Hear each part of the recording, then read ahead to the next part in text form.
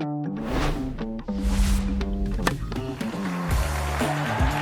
everyone, welcome to Served. Took a nice little holiday break. The last couple of shows you saw with our year-end breakdowns and what to look forward to. Hopefully those were entertaining for you. If not, don't know what to tell you. Thanks for coming back and giving us another chance. Anyways, those were all shot kind of in the same day because we weren't reacting to tournaments. It was that weird 3-week run where there wasn't a lot going on, even though my producer Mike, you sent me a stat that said the last sanctioned event on the ATP Tour was December 22nd. Was it Next Gen 23rd? Was Next Gen Finals finished December 23rd, and the first sanctioned event for the next calendar year was the 26th. Is that correct? Yeah, it was like 5 days off, I think, or something like that. Gosh, man, we took more days off. We did our work ahead of time, which you can't do in the world of tennis. But we shot all of those shows in one day because there was nothing to react to. I do want to say Fonseca, who won Next Gen Finals, that kid's a badass. He is going to be a problem for a lot of people. So that's kind of what we missed in the, but technically it was a 3-day off season between sanctioned ATP events. Like yeah. But also don't play exos. Don't play exos in those 3 days. It's not your time as an independent contractor, which is technically how it's written. But anyways, I digress. John spent longer in Japan. I was about to say, how everyone happy holidays? They were good. Yeah, it was great. How many times have we had that conversation with 47 people? Hey, how are the holidays? It's good. What did Larry David say? What's the limit on when you can say Happy New Year, Happy Holidays? Oh yeah, there was like 4 days. 4 days. It's my dream is just to imagine that show where it's like I'm pissed about people saying Happy New Year to me, and then it's like, oh, we got an episode. Just 12 thoughts that lead to a season of television. I love Larry David. Can't get him as a guest. Jeez, I did listen to him on SmartList plug, but that episode, if you have, I mean, not like they need any plugs from us because they're the biggest podcast on earth, but it's amazing. Anyway, I digress. JW, sounds like you had the most fun. You were in Japan. Can you tell? You're like the Dos Equis guy. I don't know where you are. You're in Denmark doing something. You're in Japan doing something. You're doing, basically displaced Afghani soldiers segments on 60 Minutes. It's too much for me to keep up with, JW. All comes back to tennis. No, I was in Japan. We should all be living in Japan. I mean, I love Japan. I've been a million times, but this was the first time my family went. Have you played there? Have you been there? I did. It's fantastic. I think it's my number one spot now of places that I played that I wasted away the experience between the hotel and the courts. Because I played at night, you get there, you're jet lagged, you're doing the whole thing, it's the end of the year, and I got my frown face on, like full Oscar the Grouch mode, and wasted the opportunity, and I want to go back as a tourist. Was Japan where Paul went and got to experience the lap of luxury while you played? Oh, that was fucked up. So my assistant Paul, whose father, Paul's a British guy who works for us, he's the best. We love him like family. His dad picked me up on a street corner because he's a London cabbie, Stephen Little, who we're thinking about. We love you, Stephen. And he picked me up on the side of a road when I was like 19 years old. And we just became friends. Like, how do you become friends with a 60-year-old London cabbie? But we did. Anyways, his son came to work for us. He's Brooke and I's assistant forever. But so I went to play Nishikori like 5 years after I retired. Wasn't playing tennis at all. And they're like, "Will you come play this little event?" And I was like, "Okay, great, no problem. I'll do it." Obviously there were other conversations that were had also. But anyway, so I land and I'm there and I haven't played tennis at all. I don't play tennis. Nishikori is like 4 in the world. By the way, Nishikori had a great run to the Hong Kong final. We'll get to that in Racket Rundown. Props to him for coming back. Continued success. We land and I'm like, "Oh, where are we playing?" They go, "Oh, the place we used to play." I'm like, "Place we used to play? That's 17,000 people." And they go, "Yeah, it's sold out. You play tomorrow." Crap. Anyway, so Paul came with me. I'm like, "Hey, listen, they're giving us 2 plane tickets. You want to go?" He's like, "Yes." This motherfucker doesn't even show up to the match, just goes and does everything that I've ever wanted to do in Tokyo, and just was charging meals to the hotel, which was getting charged to the event, was just being a real pig about everything. It was horrible. Meanwhile, I'm playing Nishikori, who's 4 in the world, in front of an audience. Anyways, JW, tell us why we should all be living in Japan. They're going to say, like, Scarlett Johansson was in the lobby. It was this filter of jet lag. You were filming a Suntory commercial. It sounds like a movie. No, I don't. It's just a lovely civil country. It's like another planet. It's like nowhere else in the world. And this, I think I was telling you, Mike, I did this Tokyo Kyoto offset like you take the bullet train, it's like 2 hours apart. One is this chaotic city, which is fantastic, but it just it's unmanageable. It's this ungovernable city. And then Kyoto's like serenity and shrines, and it's also really cheap right now. I mean, I think I went the first time in the 80s, and it's like, oh, there's $60 apples, and it's go Asia, and Japan's ruling the world, and the economy reflected that. Now it's like really $4 cab ride stuff. I mean, now it's really inexpensive. It's a wonderful, wonderful place. It's just, as the driver and passenger side airbags under my eyes would indicate, the jet lag is no joke, but that's about the only downside. Great place. I want to get back there. It's a bucket list for me. Sold. Yeah. Bring the kids. Let's get a tourism deal with Japan after that. And I'll give him a call. All right, let's get to Racket Rundown, brought to you by Wilson. We'll do it quickly. Alex Muller from France in Hong Kong lost the first set in every match he played along the way, but ended up getting the title, beating, as we mentioned before, Kei Nishikori in the final. Great to see Nishikori back, healthy. The ball striking has gone nowhere. Hopefully, it means he can get a full run of health throughout this entire 2025 season. His game isn't going to recess. He never was the guy that served you off the court. He is just a great ball striker and as many other things, but is an elite ball striker on full display. Props to Muller, 27 years old, first ATP title. And you could see it with his reaction down on his knees. They asked him a question. You felt like he was shorting answers in the interview right afterwards because he didn't want to break down crying because he was emotional. Love to see that. Hey guys, I want to ask you a question. The last show we did, I named it, hey, who's someone to look out for in 2025? Who's your dark horse pick? Who's going to be, top 15, top 10? Who's going to make a jump? I don't know. If only it was on YouTube and we could go back and check. Oh, man. Oh, who was it? I remember. Oh, you do? I remember. Just came to me. Because I forgot. Just came to me. It's Yuri Lehecka is what I said. Oh. Did he have a week? First week out of the shooter? Didn't take long. 2025. Credit to me. More credit to Yuri. Don't you dare pronounce that J. It is Yuri Lehecka. Played great. Maybe the story of the tournament, even outside of Lehecka winning, Riley Opelka coming back, has largely been out of tennis for a couple of years. There's been hip issues. There's been wrist issues. There's been injuries upon injuries upon injuries. It's that old story. When you get behind on an injury, you overcompensate, you come back, you're more likely to get hurt coming back from an injury, overcompensating for something. It was an absolute pleasure to see Riley back. He was probably the guy that everyone was pointing at and said, this guy could be the biggest disruptor. Maybe he's the one that wins a slam in that group with Fritz, Paul, Francis, Korda. That whole group, it's like you can't teach 7 feet tall. He probably plays better from the baseline than Isner. And he still has that mountain thing. You can't teach it. You can't teach 6'10". You can't teach how to serve bombs. Comes back, wins some matches. Signature win over Novak Djokovic in the quarterfinals, 6-3. Wins a semi. You're like, this is amazing. He's back. He is in it. Has proven maybe he's not the guy that needs 27 tournaments to get back. Like, I'm back. This game translates. It can come right back. And then what you don't want to see in that final, down 4-1 in the first set, retires, says there's a little discomfort in the wrist. Best case scenario, it just hasn't had the reps at this level, right? He's played extended matches. Practice is one thing. Getting through in a tournament is an entirely different thing. There's probably physical and mental scar tissue with that wrist because it's been such a problem.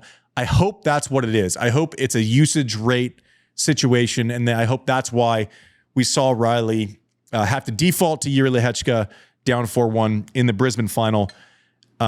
It would be absolutely heartbreaking for Riley, for us that are fans of his potential. This is a guy who I think made the semis, the finals in Rome on clay a couple years ago as a 6'10" dude. Like, the guy is just a problem for a lot of people.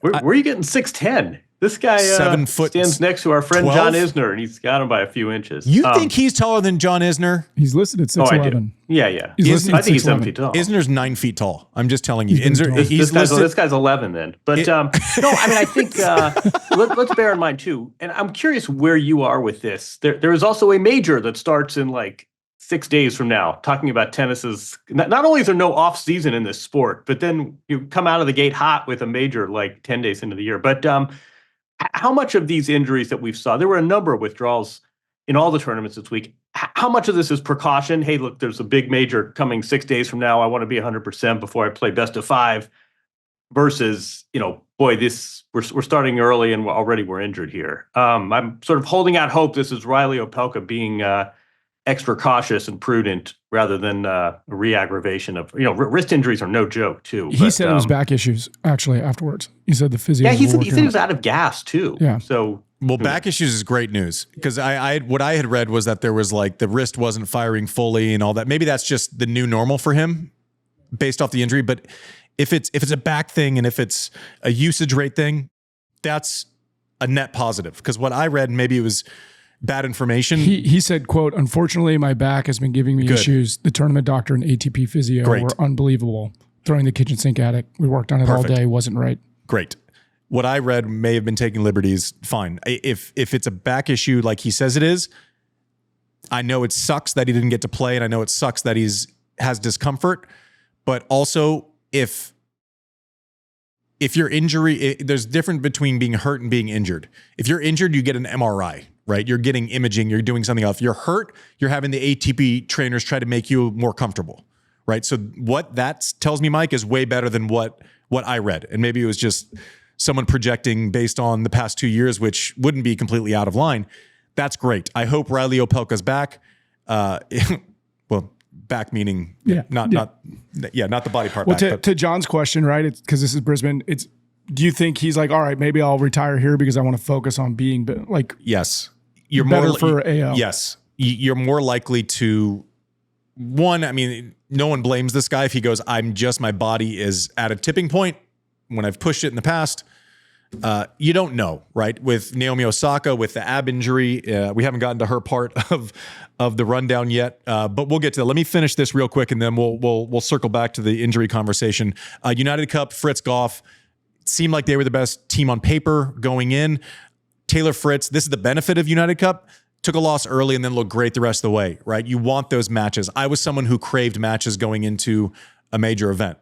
United Cup would have been appealing to me just because I have a guarantee of not going, okay, you play Perricard first round of Brisbane. You get zero read on how you're actually playing because it's literally like flipping a coin with the serve. Whereas United Cup, you're guaranteed, multiple matches. Fritz worked his way into it. He looked great. No surprise there.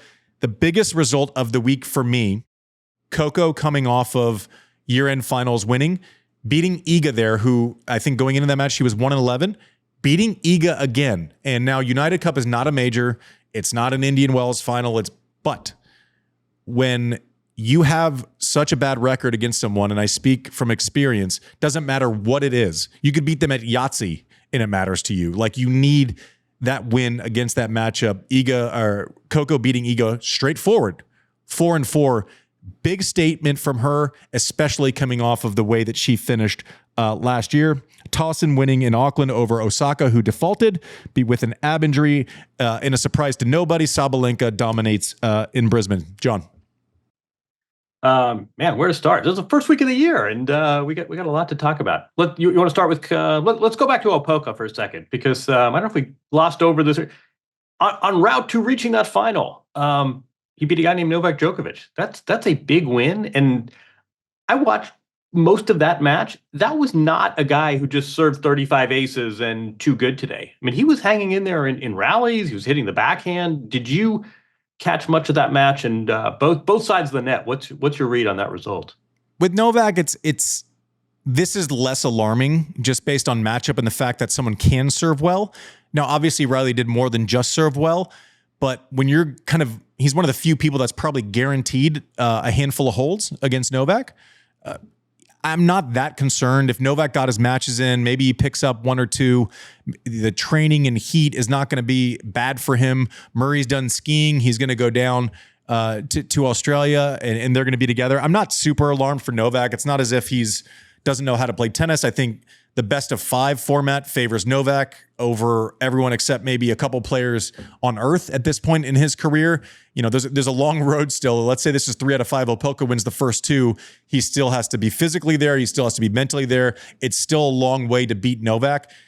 I would be more stressed out if I was part of Novak's team if he had lost to someone who wasn't a huge server, right? Who couldn't take the racket out of your hands, someone who makes balls, and Novak has a weird loss. I'm not too concerned about it. I think it's a way better result for Opelka than it is negative for Novak going into Australia. But listen, Opelka currently ranked 293 in the world before this week.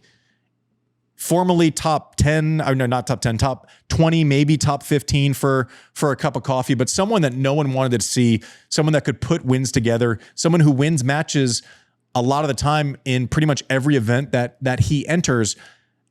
I hope his back is fine. He needs to take care of his body. If I'm his team, maybe he doesn't even hit balls for a couple of days after this. You just got to make sure the big guy is healthy going into the Australian Open, but I'm not too concerned about Novak. I thought what was interesting was Opelka talked about after Novak was sometimes there's a certain comfort in the simplicity of what you have to do against the greats. Not saying that what the greats present to you isn't extremely significant. Obviously it is. But he goes, I can't win extended rallies with Novak. I can't get into a situation where we're switching directions. So it's pretty simple. I get a second serve. I have 2 feet under me. I hit it as hard as I can. Like there is very clear strategy in playing someone like a Novak when you have Riley's skill set. And sometimes it's almost less pressure because what you have to do is so clear. I felt it when I played Rafa. It's like, I can't get into extended rallies side to side. My backhand cross court to his forehand is not something that's going to go well. I have to serve and volley a lot more than I normally would. I have to take bigger chances on my second serve. I have to go after every single forehand that's even close to the strike zone, even at the risk of looking idiotic sometimes because you're taking risks that are irresponsible. But, it's amazing to me. And one, Opelka executed. That was amazing. You mentioned the match he played. When he broke in the second set, he basically hit 3 winners. Novak played 1 bad shot in that game. Like he took the racket out of Novak's hands. But it's amazing to me. I thought about 1, great for Riley. 2, how long has Novak been taking people's best shot like that? That's what he was saying. Decades. Right? It's insane. Yeah, he said you play more free because it's totally. Like you're going up against the greatest. So what do you have to lose? Now you play more free. That also means there's no chance that you minimize your risk or take your risk down when you're playing the greats. And I've talked about it a million times, but you're going nuts. So if you're Riley and you miss balls, then all of a sudden you're broken in the first game. So it can go both ways. But what it is, it's not simple as far as executing. That's impossible. If it was simple, everyone would do it. What he has to do, he can only win really one way. He's got to take the racket out of his hands. So what do? You try to do it. Now, executing is tougher. Props to Opelka for being extremely short of match play and still realizing that and putting 2 and 2 together there. But just taking someone's best shot for that long and we're shocked by it working. I mean, that's pretty impressive, right? And sometimes it's like, okay, Novak wasn't losing these matches in the quarterfinals of random events 2 years ago. And now I almost appreciate it more when it's like, Novak lost. I'm like, God, man, he didn't lose much for 2 decades. I go the other way with it. I'm not criticizing. I'm going, man, this didn't even happen at all against players like Opelka, that's impossible. But the longevity and the consistency, I'm going, man, that's hard. Not to take a loss every once in a while. It's crazy. 2008. I think we all do this casually. Novak Djokovic, who won in Australia for the first time in 2008, and you say, wait a second. George Bush was president, 19, whatever. Um, We still trusted financial institutions. Okay, we've always trusted Blue Owl Capital. Yeah, that's true. Blue Owl Capitals, you can trust them. Let me ask you an adjacent question to that, which is, and I'm as guilty as this as anyone. I feel like when we have big servers and big guys, Opelka beat my guy Perricard in the semis. You can have Lehecka if I can have Giovanni Perricard. But no, I feel like the analysis can be kind of, they're serve bots and it's wear a helmet and pray you guessed right. I think when we have big servers, we're kind of lazy in the analysis. I am anyway. take us onto the court. You're on the other side of the net from a guy who's got an NBA frontline body and is serving 130 mile an hour second. What really is the play when you're on the other side of the net from a guy like Opelka or Perricard? What really is the mindset? You try to become as much of a volume returner as possible. So that's why you look at people like Roger, who could chip returns, didn't need to swing. He could swing 6 inches and put you at neutral, right? So like I wanted to be a volume returner. I wanted to give him different looks. I'm not you can call me a serve bot, but I wasn't 7 feet tall. My serve is nowhere near these guys and what they're throwing out there. I had a good serve, but it was off of 6'2". It was never going to be Isner. It was in the realm of the height where most people returned. So for me, early on, I would try to step way back, make them play, see if they're a little jittery. That's not working. You mix up you have to sell out on the first serve, right? You have to lean one way. So maybe you hold a forehand grip and you chip a backhand, or even maybe you'd hold a backhand grip and try to hide it from the person and chip your forehand. You just try to make the first ball and then you scrap, right? You absolutely scrap. You try to make them play returns at 30 all points, come up with misses. You chip the ball, you switch directions. You make them actually have to play a little bit of tennis along the way. But being a big server, not as big as them, but a big server, I knew how to implement what I didn't like. What I didn't like to see people, if someone was doing the same thing over and over and over and it wasn't working, all of a sudden I'm finding my groove and I'm just cycling through service games. And that's the best feeling in the world. Not having to pace, not having to overthink it, hit your spots. They can't handle your kick. But I will say, and I know we become victims of the moment with the Opelka, the Perricard, it's like the serve bot, covered court. It sounds really good serving conditions, no wind. There are a lot of things that were beneficial for servers this week in Brisbane. You always have to think about that. When everyone was serving over 70% at year-end finals, that's crazy. That's also not happening at an outdoor event where all of a sudden you have to adjust your toss a foot right or left based on where the sun comes up. I know in Miami at 1 o'clock, I'm not going to be able to see the toss on one side of the court. So I have to adjust it, throw it way out to the right or back way over left. They're not dealing with any of those things. It's see ball, hit ball, find rhythm, and serve bot. Let me ask you one more quick Opelka adjacent question. You ever have a career, I don't think career threatening, but you ever have an injury that sort of caused you to really assess your place in the sport? I mean, he did some matches, did some work at Tennis Channel. And, remember, this is a guy, he came up with Taylor Fritz and with Francis and Tommy Paul, was really in the mix, top 25 player, as you say, this complete sort of Yeti, this like unique species, 7 feet tall, bearded guy, loves art. And then he had hip injuries, as not surprisingly someone, on hard courts with a 7 foot tall body might have. Then he had this wrist surgery that did not go so well. And he was, I think there were some questions whether he would play tennis again. I wonder what it does to an athlete, especially sort of a self-contained, self-aware athlete, coming back from a period like that when you wondered if you'd ever play again. Did you ever have a situation like that? No, I never had anything that took me out. I had to adjust my entire game, and I've never talked about this because there was no point in advertising it. But 2008, I pulled out of, it was in Rome. I made semis. I had to pull out. My shoulder was bad, and my shoulder was largely pretty good considering what I did to it. I had a small tear on the front side of my shoulder. It wasn't something that was going to, if I had surgery, and I dealt with it till the end of my career, but it was basically, I lost probably 10% off my fastball on my serve. That motion didn't hurt the worst. The worst was trying to flatten out and pinch a forehand that was about shoulder height, right? So not flattening out that ball, but then I had to kind of change my swing path on my forehand to where it became a lot spinnier, a lot more defensive. I couldn't flatten it out as easily as I could from way up above my head.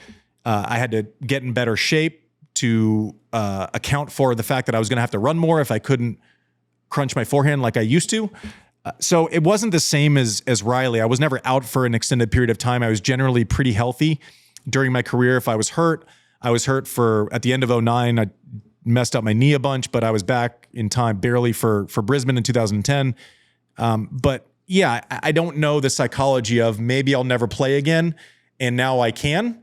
I got to think it makes you more appreciative, not to say you're not before. I got to think you treat every match as if it has a certain amount of significance. with Riley, he has to know if I can just get healthy, I can be a disruptor. You can't take away my serve, right? Even if my wrist isn't perfect on my forehand anymore, like my shoulder wasn't great on my forehand, he can still be so effective, right? Maybe he switches it up. Maybe he comes in more. Maybe there's ways to adjust. So for him, I would guess and I would think, and I would, if I was in his team, I would tell him there is reason for optimism. You know, Isner, I would use Isner as an example. He played till he was almost 40 years old with the big body, right?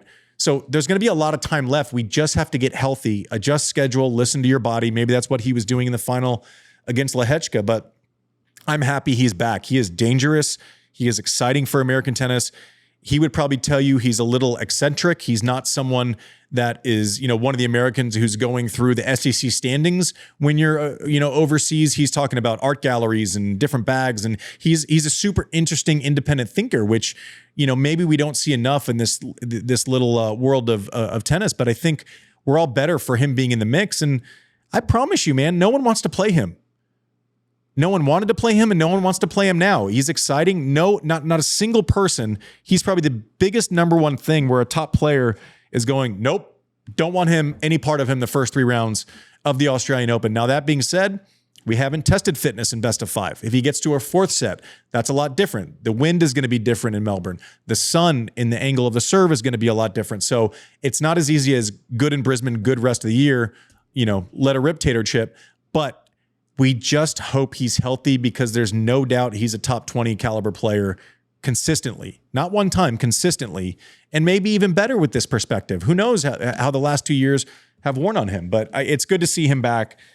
Unbelievable win over the best men's player of all time last week in Brisbane. That has to give him, listen, if his back is okay, he's got to be chomping at the bit to start this year and to get on with it. And for his sake, when you come back from an injury, let's say he loses first round there, then it's like, okay, maybe you lose a tough 5-setter second round.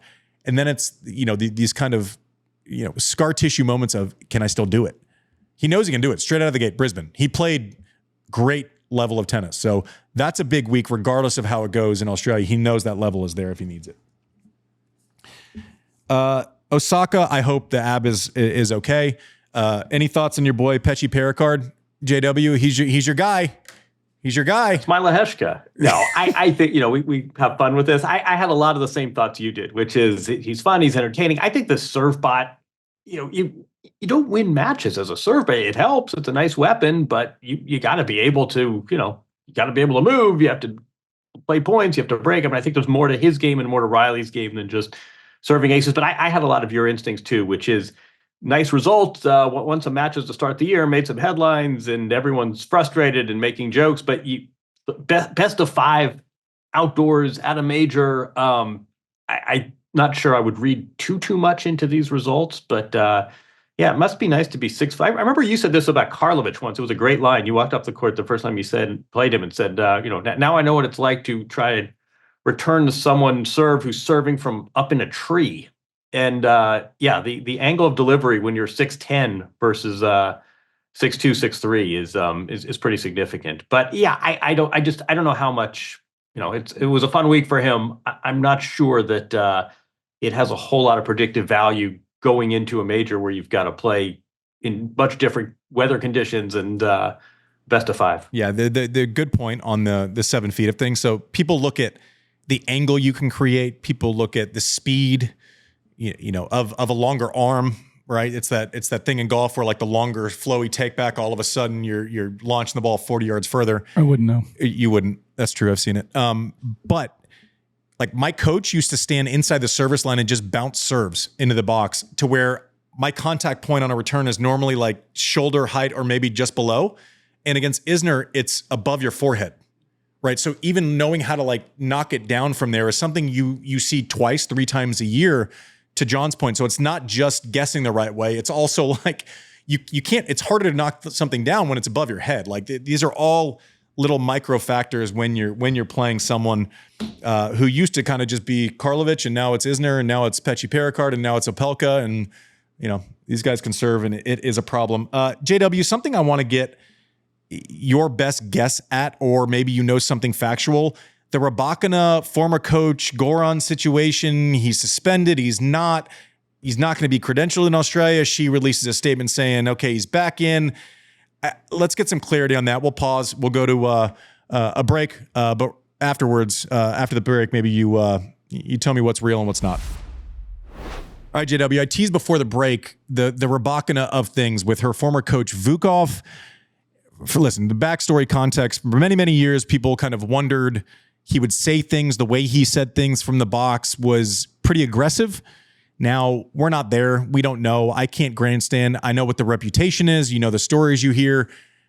But they broke up. I think the collective feeling was, okay, good. Maybe mentally it's good. You know, who knows? There's no doubt of the results when they got together outside the top 200, going to a Wimbledon champion and, you know, one of the top players in the world. So the on-court results, this does not affect the progress they made, but can it be a relationship that's healthy at scale? I think that's what people were worried about. Is there damage being done? We don't know. What is the current state? Because he was out. We all kind of were relieved. Goran got brought in. We all thought that was a good move. And then she releases something and says, okay, he's back in with Goran on board. Does he know about it? Some people said he didn't. What is the current state of affairs with this this soap opera of a coaching situation? Yeah, it's a soap opera, but it's serious business. I need to be cautious and prudent here and use the word alleged a lot. And one reason this has not sort of migrated from rumor and tennis chatter to fact is because Elena Rybakina, the player and the subject, has denied and repudiated any idea that there's something wrong here, which has been a problem sort of throughout. It has been an open secret that this has been an aggressive coach. I've heard from other players. I mean, this is dating back multiple years. I had heard that at one point the WTA sometimes had planted employees in the stands to sort of get a glimpse of this relationship firsthand during matches. It was concerning to a number of people in the sport. Some people, Pam Shriver springs to mind as someone who's been very open and vocal about this. At some point last year, a complaint was lodged. I heard it was, I don't know if I should even say, I heard it was before the US Open. Unclear who lodged the complaint against this coach. And you'll remember that Rybakina throughout last year had a number of sort of strange withdrawals, sometimes mid-tournament. There wasn't a whole lot of explanation around it. In the offseason, as you and I talk about, the scant offseason, it was actually before Riyadh, but in the fall, we have this announcement she's going to work with Goran. And I think a lot of people interpreted that as yes, there's been a break made, this problematic coach, this relationship is no longer, now she's with Goran. And one of the reasons he was brought in was to infuse the situation with some joy, a new look. And so a lot of people, including, I was told by reliable sources, including Goran himself, were a little surprised when a few days ago, there was this announcement from Rybakina that her old coach, Stefano Vukov, ironically a Croatian like Goran, was back in the fold. There was sort of this fairly, it was a little cryptic, the announcement. He wasn't going to replace Goran, but he was going to rejoin the team. And I was told that Goran did not necessarily know this or the extent of it. And then after that post, the WTA confirmed to The Athletic that Vukov was under a provisional suspension. There had been an investigation based on this complaint, and that he would not be allowed credentials or, in theory, on the grounds. So it's a very strange situation because Rybakina, when asked about it, has refuted this. Remember, the WTA this is not a workplace. This is not a league the way the NBA is a league. This is half player owned and operated. So here you have a player who's denying that there is an issue, and the governing body, but does the WTA basically have authority here when the player says, "Hey, listen, there's nothing to see here. I don't have it in front of me." But she was very, she was pretty unambiguous in her denial. He's never done anything to harm me, and it's a bit of a scary situation, honestly. I mean, again, I encourage you to. Pam Shriver has led the charge, being very outspoken behind the scenes. I know a number of other people are concerned as well, but I think there's a sort of an interesting question: what do you do when the player says there's nothing to see here? This is not unique to tennis. There are plenty of, there are domestic violence situations and partner violence situations where the party doesn't cooperate with authorities for whatever reason. What is the WTA to do when the player herself says that there's no problem and this is somebody I want to be working with? So it's not a pleasant situation. Mind you, this is a player who's one main, so this is a former Wimbledon champion here. I mean, this is sort of an up and coming player. I mean, this is the established player in her prime years. It's not a pleasant situation. I don't know how this is going to resolve itself, but as it stands now, he is provisionally suspended from the WTA, yet Rybakina herself has been adamant that nothing to see here, folks. I'm making this decision as an informed, it's a really interesting dynamic. What happens when the player says, listen, I'm adult, eyes wide open here, and I'm choosing to make this decision. There's nothing to see here. What are the limits of the WTA's power? The WTA has this safeguarding operation that's really ramped up, which has been great to see. And we'll see how this plays out, but it's not a great situation. So we just don't know is the answer here, right? So we've seen aggressive voicing of whether it's opinions, coaching things, aggressive tone. That itself, you can't get suspended if you're a coach and say, hey, move your fucking feet. Like, you can't get suspended for that, right? You can't be suspended for that. But what we don't know is if it ever crosses the line, right? I know players that have gotten in physical altercations and, a week later been like, I'm fine with that person, yet they're both suspended, right? So if it happens on the grounds, if it's to anyone who works for the WTA, listen, we'd like to question you about this. And this is all hypothetical, right? This has nothing to do directly with Vukov and Rybakina. I'm just trying to think of situations where the WTA actually has the authority to put their thumb on the scale as far as, we're going to investigate you. Are you going to cooperate? No, I'm not. Okay, then maybe that's the grounds for it. Like, you won't even have a conversation with us. That's a problem. And this is purely speculative. I don't know. Those types of things jump out at me as things where WTA could rightfully put their thumb on the scale, even though Rybakina says no.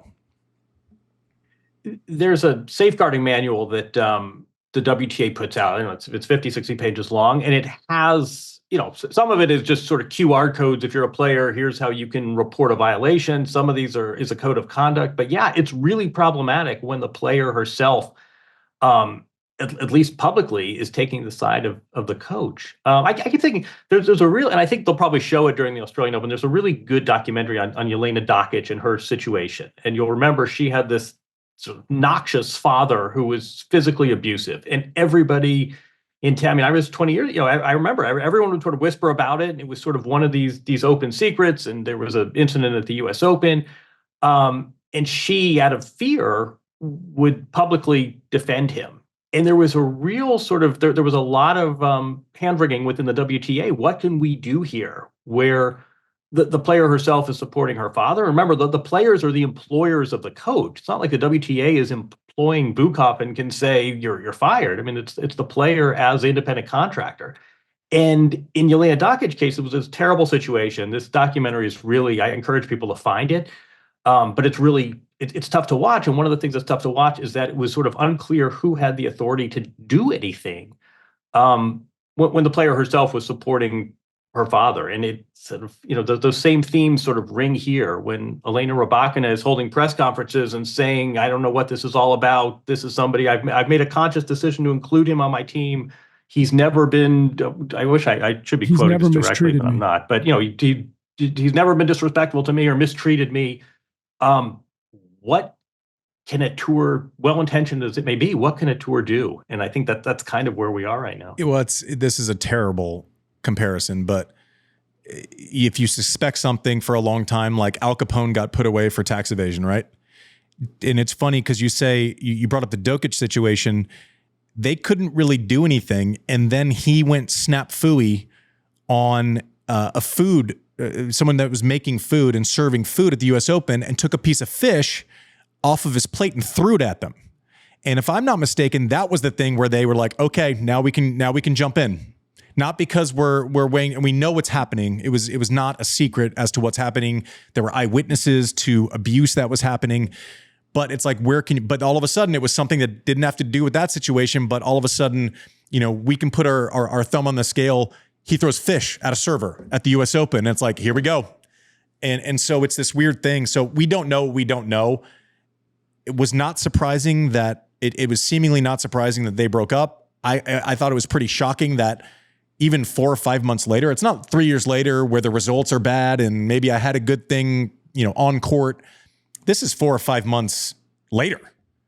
Why even break up if it was all great? Like that, there are a lot of questions that simply we won't know the answers to, but it's a weird situation and we don't know if Goran knew or not. We hear reports that he didn't. If he didn't and he's reading this, that's shocking. When you're just into a relationship, we don't know what we don't know. JW, you got in the last thing that I want to close with today is something that I've been avoiding like the plague on this show. But we say we want to talk about everything. Kyrgios went after you today because you said he won't be part of the ESPN broadcast team at the Aussie Open in 2025. Went after JW for simply saying, like, make of it what you will. He's not on the thing. That's fine.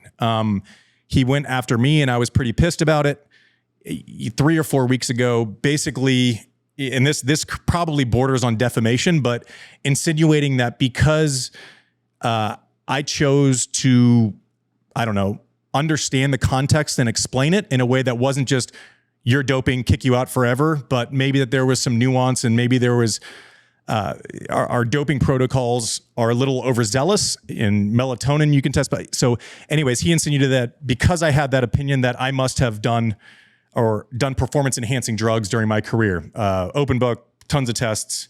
So basically, if you test positive, you should be banned forever. And if you never fail to test, you also have done drugs. That pissed me off. I decided to lay off because it's this weird thing where he wants the likes, right? At this point, he's a tennis influencer, right? He lives for likes. He lives in the comments section. There are a lot of things, and he looks cool. He's one of the most talented players I've ever seen in my life. I do not say that hyperbolically. Like, he is on par with just racket wizardry of the big three, right? He is exciting to watch. You can't take your eyes off of this guy when he is playing well. But the part that I have an issue with is the hypocrisy with which he picks and chooses on when to levy judgment on others while also wanting you to digest context of his comments. The latest being Cruz Hewitt, son of Leighton, practices with Jannik Sinner. Obviously, Kyrgios has been the single most outspoken critic of Jannik Sinner on the heels of his failed doping test last year. So listen, forever, for the rest of time, Jannik Sinner, whether you like him, whether you don't, will have failed drug tests. Fact, correct? Now, if you choose to be curious about the context and you choose to accept the fact that maybe some cases are different, this isn't an anabolic steroid, this isn't a, whatever, masking agent, it's not. So if you choose to go on a case-by-case basis, learn, understand, think someone's guilty, think someone's not, it doesn't matter. But just by walking out the facts, you're kind of wanting to, listen, forever I failed a doping test and, maybe there's a world where some give you the benefit of the doubt. Okay. So Kyrgios says no, failed, out, doper, puts needles in comments of, so Cruz Hewitt, 16 years old, is 16 years old, son of Leighton, who is the toughest competitor that I ever played in my life, gets to hit with the guy who's number one in the world at the Australian Open.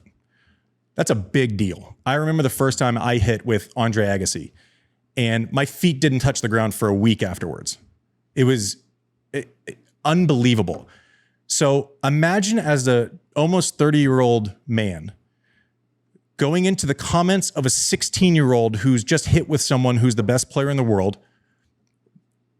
If you think he's guilty, if you think he's not guilty, it's still a moment when you get to do that. No matter who your dad is. His dad was number one in the world. That's a big moment. And to simply post a picture and then have this guy go into the comments and make it all about himself.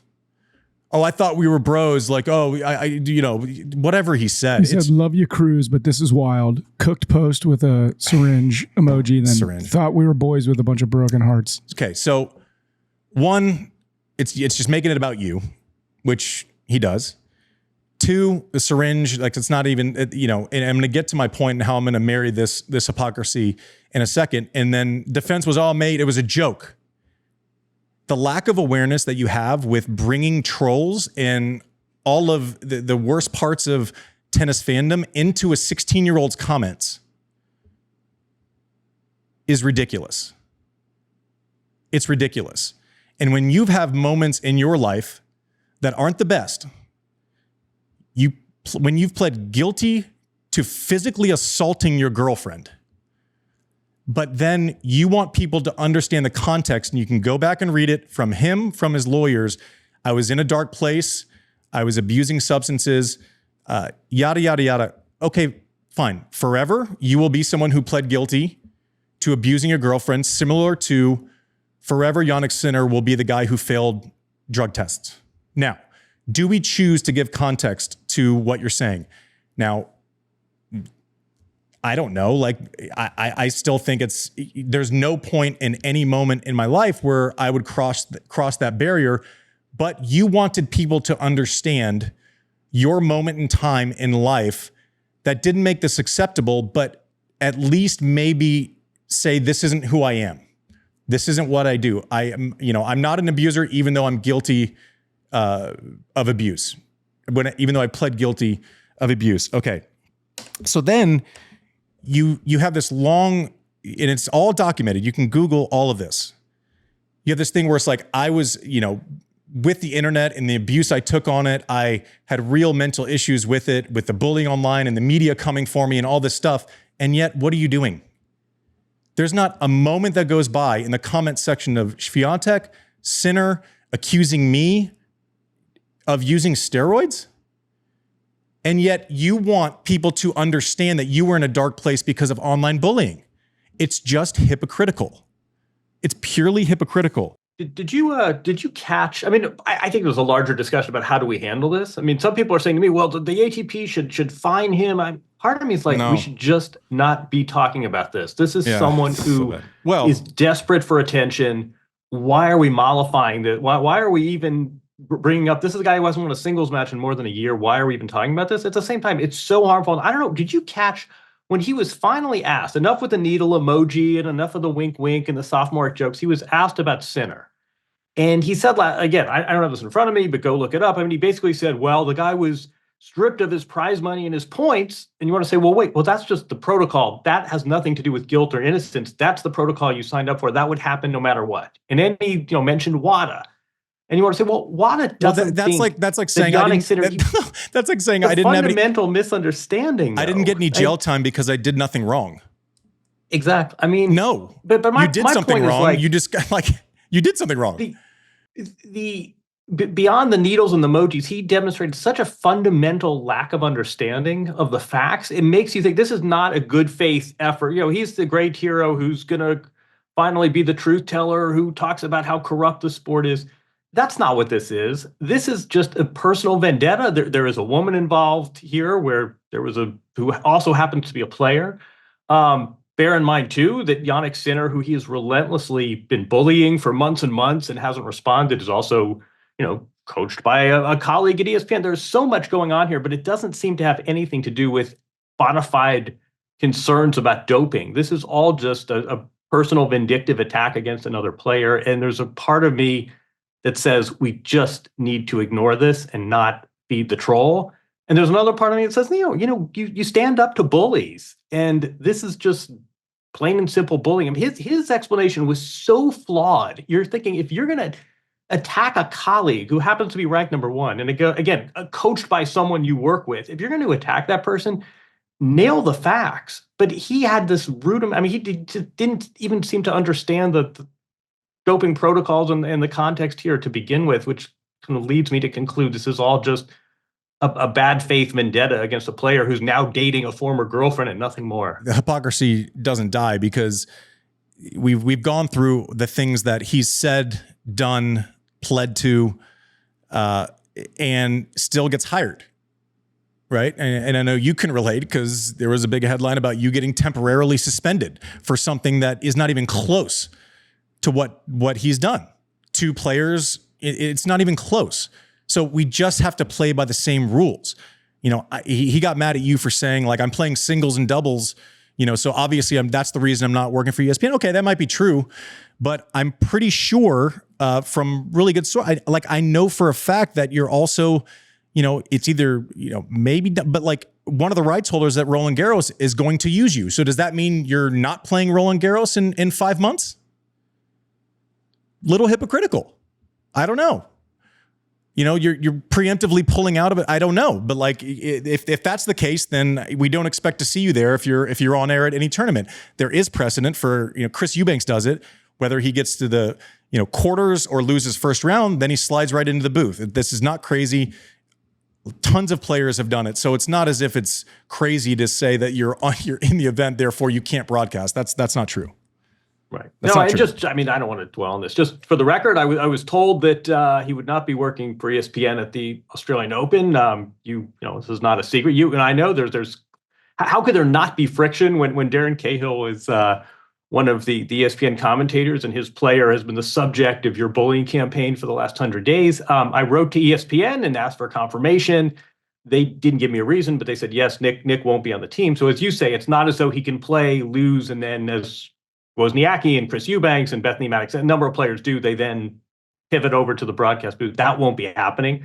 Again, I went to ESPN for comment. They responded. I wrote what I knew, and he hit back, and that's fine. But this was not some drive-by note. I sort of did my due diligence here, and I don't know. He may appear on ESPN in the future, as you say. It looks like he's going to be on the Roland Garros team, and that's fine. But I reported what I knew, and I don't think we'll see him on ESPN during Australia, regardless of how he fares in singles and doubles. Yeah, and I mean, it's just, listen, the ATP can't do anything. He can say whatever he wants, and he will. I can respond the way I want. I haven't until now. I can pretty much guarantee you, I wouldn't have responded to my own personal stuff with him until the situation of putting syringes in the comments of a 16-year-old when he's just had a highlight of a practice with the number one player in the world. It's ridiculous. Now, what's too far for the people that might hire him for jobs in the future? They have to make their own case. People have not been hired for a lot less. I'll tell you that much right now. I just hate talking about this because I know this is going to go nuts, and then there's going to be a response, and there's this whole thing. And I was happy letting him solo shadowbox in our little thing, much the same as Jannik Sinner is letting him, shadowbox in the corner by himself in that feud. We'll see.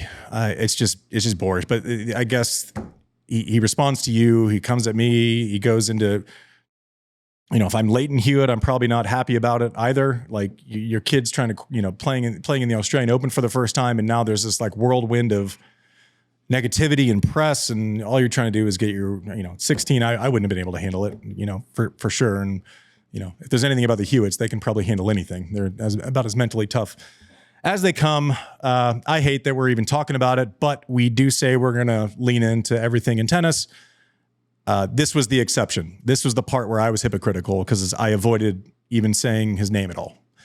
But at a certain point, it's a big enough story. This is what we do. We cover tennis. We have to lean in. The hypocrisy of it all just drives me crazy. Even past everything else. Any closing thoughts, JW? I just think we're all, and I know this deep inside the sport, everyone is wrestling with when do you say enough is enough and we need to confront the bully, and when do you just say this is a desperate plea for attention and why grant it? Nice to see him win some matches. I mean, the one thing, I guess we'll find out soon. We got a draw special coming up. The undeniable tennis talent is what also adds this sort of tinges this with sadness. This is someone who, should be in the conversation with, guys contending for majors and great players of our generation. Instead, we're talking about needle emojis. The whole thing is just sad. It doesn't reflect well, I don't think, on any of us. And I think we all just are wrestling with.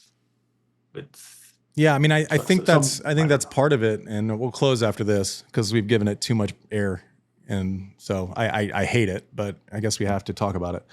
But yeah, the most fascinating part, and I think why it's so mercurial past, the hat, the jewelry, the haircut, the comments, the whole thing is just, how he's gotten 7 titles out of all world and never been top 10 out of all world talent. That's fascinating too. That makes it a story you can't take your eyes off of. It's like, oh, will he get it together? Is this the time? Like, I remember at the US Open a couple of years ago, after he lost in the finals of Wimbledon, remember him being in like the quarters, beating Medvedev, and I'm going, I know better than to do this and to say this, and I was still wondering out loud, because he's that good. Is he the favorite to win this thing? Is he the favorite to win this thing? He wasn't. He lost the next round to Khachanov in 5, but that's how good he is. And I think that's what makes it so fascinating, is that I can't take my eyes off of him, but also it's like, you're too good, too talented, too capable to be tweeting syringes and commenting on players' off-court lives and shadowboxing fights for clicks and likes. It's just, I don't know. I hate it. Listen, what we do know is that the attention will be there. If he gets rocking at the Australian Open, we can't stop watching. And it's not because of, I hope he knows that we're watching because of his artistry with a tennis racket and not because he inserts himself into dumb, stupid, petulant conversations. I can't take my eyes off of him because of the way he plays, not because of what he tweets. Producer Mike, one of my favorite shows, which will be full of levity that this one did not close with, draw shows. Yeah. Love the draw shows. This will be our first Australian Open draw. We are idiots when we do draw shows. It is awesome. So the way we do draw shows, I don't look at the draw until I flip it over when we're on air. Everyone else looks at it. My first time seeing the draw. So you're getting, for better or worse, you are getting my honest opinion. And 9 times out of 10, we finished the draw and I look back, I'm like, oh God, this is horrible. I hate my picks. But that's what makes it fun. I don't have time to digest, break down. We kind of just wing it on the fly. What's our timeline for that? We're going to hopefully drop it on Thursday evening Eastern time here in the States. So it'll be on the 9th because I believe the draw is late our time on Wednesday. I don't know. I can't do math. Don't do that. Just tell them when it's going to be out. Math. Thursday evening. Thursday evening, our draw show will be out. Some good ones, some bad ones, but always entertaining. We appreciate you. Hope you had a great holiday season, as we did. Mike hasn't been to the Virgin Islands or the Caribbean in weeks. No, I don't know what I'm doing here. It's horrible. I was at home for 2 weeks. Techie Sean, did you have a good holiday season? Fantastic. Great, good stuff. Thanks for listening to Served.